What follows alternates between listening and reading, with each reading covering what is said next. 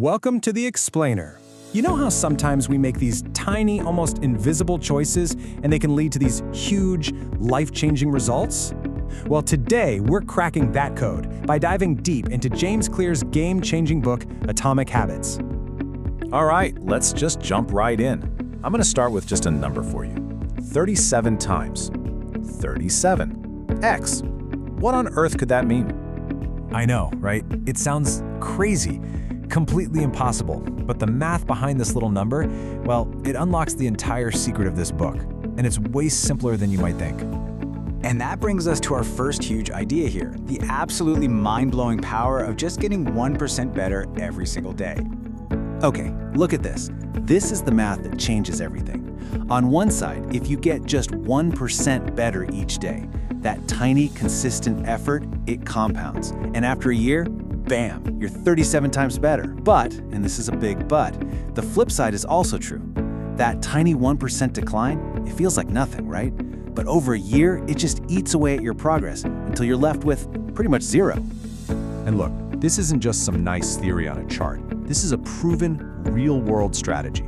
Take the British cycling team. For like 100 years, they were just okay. Nothing special.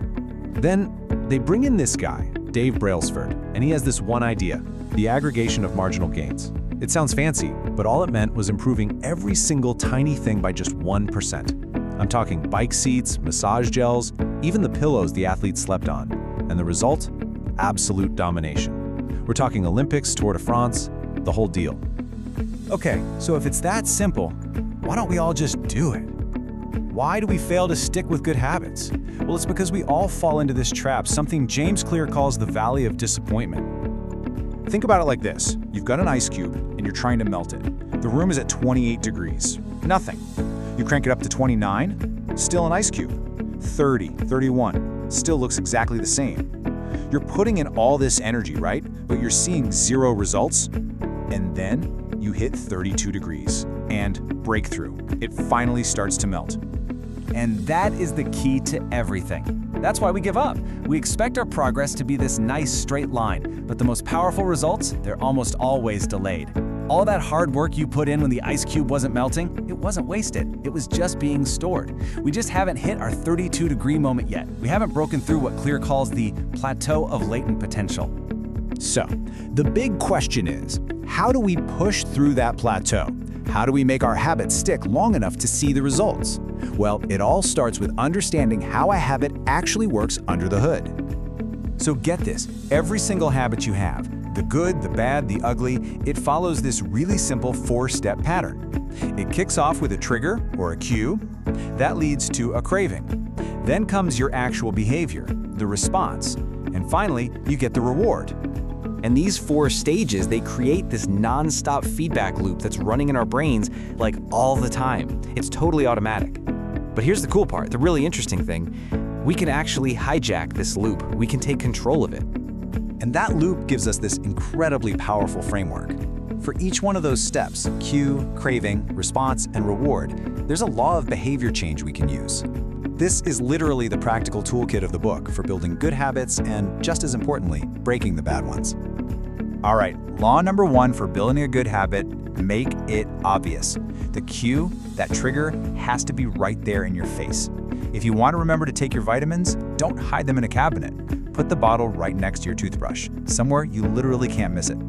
Clear has this super simple formula for this. He calls it an implementation intention. So instead of some vague goal like, oh, I should meditate more, you get super specific. I will meditate for 1 minute at 7 a.m. in my kitchen. See what that does? It takes the guesswork out of it. You've already made the decision. Your brain knows exactly what to do, when, and where. Okay, law number 2, make it attractive. You've got to want to do it. And why is that? Because our brains are wired to chase the anticipation of a reward.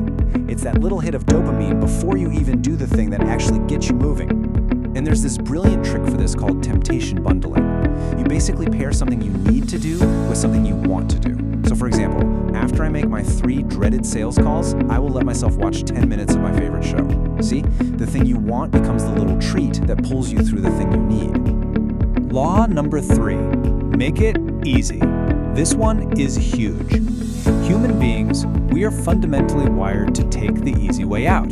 We always follow the path of least resistance. So you have to reduce the friction. Make your new habit as ridiculously easy as possible to start. And the best way to do this is with the 2-minute rule. Whatever new habit you're trying to build, scale it down so it takes less than 2 minutes. Read before bed? No. That becomes read 1 page. Do yoga? Nope. It's take out my yoga mat. You're not worried about the big outcome yet. All you're doing is mastering the art of just showing up. The rest will follow. And finally, we get to law number 4. This is the one that makes sure you actually come back and do it again tomorrow. Make it satisfying. There's a cardinal rule of behavior change here. What gets immediately rewarded gets repeated. What gets immediately punished gets avoided. Our brains are hardwired for immediate gratification, not some far-off reward.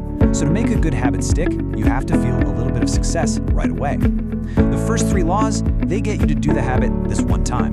This 4th law, this is what gets you to do it next time. Okay, so all of these laws, this whole system, it all leads to what might be the book's biggest, most important philosophical shift.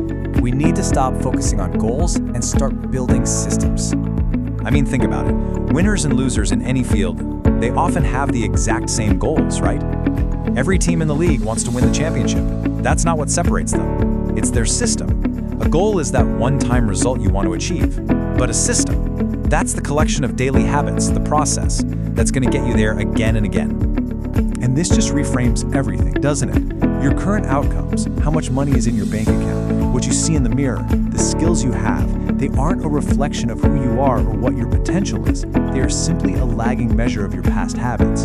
You don't rise to the level of your goals, you fall to the level of your systems. You get what you repeat. And that leaves us with this one last, really powerful thought to sit with. All those daily choices, those tiny 1% decisions, they are compounding right now for years to come. So the question you have to ask yourself is, what path are my current habits putting me on?